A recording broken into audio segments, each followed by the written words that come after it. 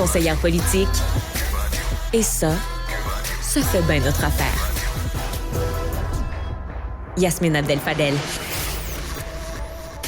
Québec fixe son seuil d'immigration pour les 2 prochaines années à 50 000. Ça veut dire que c'est le statu quo. 50 000 nouveaux arrivants, mais on ne compte pas non plus les étudiants étrangers qui pourront faire leur demande de résidence permanente à travers le programme de l'expérience québécoise s'ils sont allés dans une université, un établissement d'enseignement supérieur qui est francophone. On en parle avec Carl Blackburn, président et chef de la direction du Conseil du patronat. Monsieur Blackburn, bonjour. Bonjour. Comment vous avez réagi à ces chiffres-là? Est-ce que ça répond aux besoins du marché du travail de vos membres? Malheureusement, ça ne répond pas aux besoins du marché du travail et je m'explique. Selon les sources mêmes du ministère de l'Emploi, d'ici 2030, nous devons réussir à trouver 1,6 million de travailleurs. Et selon les mêmes chiffres du ministère de l'Emploi, le pourcentage qui doit être comblé par l'immigration correspondrait à 84 000 immigrants par année. Alors, bien évidemment que le 50 000 annoncé par le gouvernement du Québec aujourd'hui, malheureusement, ne rencontre pas les besoins du marché du travail. Il va faire en sorte qu'encore des entreprises vont demain matin soit refuser des contrats ou refuser ou reporter des projets d'investissement faute de travailleurs. Mais en même temps, il y a encore la porte de l'immigration temporaire, des travailleurs temporaires qui est disponible et qu'on peut aller chercher lorsqu'on est un employeur en manque de main-d'œuvre. Et il y a cette possibilité-là de travailler à garder ces employés-là pour de bon si on les francise. Mais malheureusement, ces travailleurs ont l'étiquette d'être temporaires. Et si le nombre de travailleurs étrangers temporaires est si élevé ces années-ci, c'est bien évidemment parce que le nombre d'immigrants permanents lui, est restreint. Donc, vous voyez qu'il y a là des vases communicants. Et bien évidemment, ce qu'on souhaite, c'est d'apporter une stabilité, d'abord à l'immigration pour qu'ils puissent avoir leur statut de permanence parce qu'ils correspondent aux besoins du marché du travail, mais en même temps, aider les employeurs à faire face à la situation de la pénurie de main-d'œuvre dans laquelle on se retrouve. Et ça inclut le gouvernement du Québec lui-même qui est aux prises avec une grave pénurie de main-d'œuvre dans plusieurs secteurs où ils offrent des services à la population. Donc, il y a là vraiment des défis importants et malheureusement, l'annonce qui a été faite aujourd'hui, malgré les consultations qui ont eu lieu, malgré les recommandations de plusieurs groupes économiques qui demandaient de rehausser les seuils d'immigration parce qu'ils doivent correspondre aux besoins du marché du travail, bien malheureusement, le gouvernement a décidé de faire, comme vous l'avez mentionné, le statu quo et de laisser le seuil à 50 000, ce qui en soi, malheureusement, ne correspond pas aux besoins du marché du travail. Est-ce que vous craignez de la part du fédéral aussi une diminution des seuils d'immigration? Parce que là, on sait que Mark Miller, le ministre fédéral de l'immigration, va présenter aujourd'hui la planification en termes de seuil pour le Canada pour les prochaines années. Et on voit de plus en plus de Canadiens dire il y en a trop d'immigrants. D'abord, je pense que le gouvernement du Canada s'est rendu compte, plus tard que trop tôt, mais s'est quand même rendu compte que sa volonté d'augmenter sans trop de restrictions l'immigration au Canada avait peut-être son lot d'enjeux. Et je pense que dans ce contexte, cet après-midi, les annonces qui seront apportées par le gouvernement du Canada devraient tenir compte de ces enjeux parce qu'il y a bien sûr plusieurs autres éléments qui font en sorte qu'actuellement, on a une montée au Canada de questionnements en lien avec l'immigration. Mais encore faut-il que les gens que nous allons accueillir ici au Québec et au Canada, d'une part, puissent correspondre bien évidemment aux besoins de notre société en fonction du travail, mais également de notre capacité de pays, de province, d'accueillir des gens qui sont également dans le besoin. On parle de réfugiés politiques, on parle de réunification familiale, on parle de différentes catégories d'immigration comme celle-ci. Quand on pense par exemple aux travailleurs, aux gens de l'Ukraine, on leur a ouvert nos portes parce que ces gens-là vivaient des situations catastrophiques dans leur pays. Je pense que c'est important que le Canada envoie encore un signal de cette façon, mais en même temps, on doit se donner certaines balises et c'est ce que nous aurons l'occasion d'apprendre cet après-midi avec les annonces du gouvernement du Canada.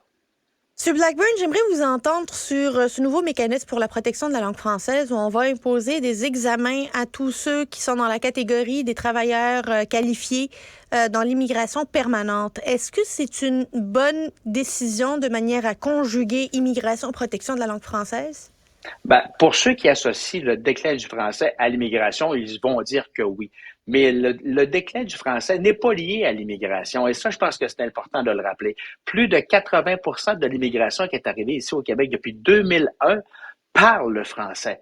Donc, ce n'est pas un enjeu relié à cette situation-là. Et on va demander à ces gens de passer un niveau de français. Puis là, je ne veux pas tomber dans la mécanique, mais on va leur demander de rencontrer, dans certains cas, un niveau de français de niveau 7.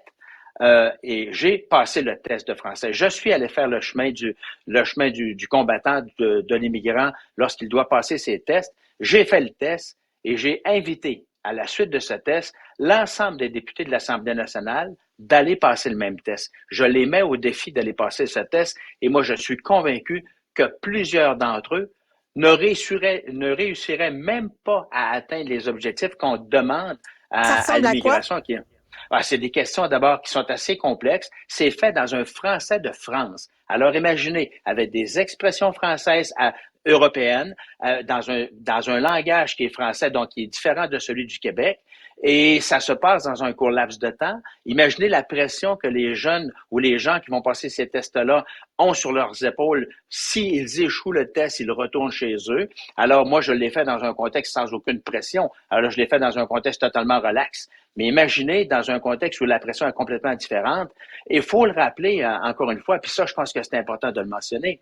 Une personne sur deux au Québec, on ne parle pas de l'immigration, on parle des natifs. Une personne sur deux au Québec ne comprend pas ce qu'elle lit. Donc, ne passe même pas le niveau 3. Alors, on demande à l'immigration de passer un niveau 5, 6 ou 7, alors que les gens issus du Québec, dans certains cas, une fois sur deux, ne franchissent pas le niveau 3. Alors, il y a là, je pense, un ajustement, puis une compréhension à apporter, un éclairage différent. Faut cesser de voir l'immigration comme étant la cause du déclin du français au Québec. Ce n'est pas ça la raison du déclin du français au Québec. Il faut, je pense, avoir cette capacité d'accueil, d'ouverture, de vitalité pour nos sociétés et cesser de voir l'immigration comme étant un problème, mais davantage comme étant probablement des opportunités pour nos défis à nous, mais en même temps comme terre d'accueil, comment on peut bien les accueillir, bien les intégrer. Et j'ai toujours dit, moi, que la meilleure façon d'intégrer les gens dans notre société, c'est via le travail. Alors, dans ce contexte, je pense que si ces gens-là arrivent ici, ont un travail, ils vont s'intégrer à notre société. Et j'invite même le gouvernement fédéral, au lieu d'attendre des mois avant de faire l'évaluation des réfugiés ou des demandeurs d'asile pour leur émettre un permis de travail, devrait, dès le départ, avoir un permis de travail et pouvoir contribuer. Tout à fait. Et je pense que de cette façon-là, on enlèverait beaucoup d'écueils qui, malheureusement, aujourd'hui, causent des problèmes importants. Carl Blackburn, si vous avez une copie de cet examen-là qu'on demande aux immigrants de passer, là, de niveau 7, faites-nous parvenir ça à Cube. Moi, ça m'intéresse de passer cet examen-là puis de pouvoir en parler. On n'a pas la copie.